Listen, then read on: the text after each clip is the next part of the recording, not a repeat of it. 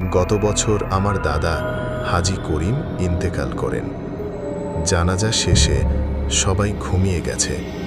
রাত তখন প্রায় ৩টে বাজে। আমি বারান্দায় দাঁড়িয়ে সিগারেট ধরাতে গিয়েছিলাম। হঠাৎ চোখ পড়ল আমাদের বাড়ির ছাদের দিকে। ছাদ দেখা যায় ধোঁয়া আর কুয়াশা। ভাই, ছাদের কিনারায় একটা মানুষ দাঁড়িয়ে, সাদা পাঞ্জাবি, মাথায় টুপি, ঠিক দাদার মতো।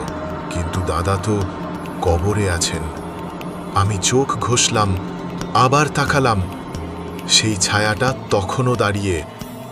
ভয়ে দৌড়ে ঘরে ঢুকে গেলাম। মাকে বললাম। মা শুধু বললেন, দরজা বন্ধ করে দে, মাঝরাতে ওদের নাম নিতে নেই। সেই রাতের পর শুরু হয় এক অলৌকিক কাহিনী।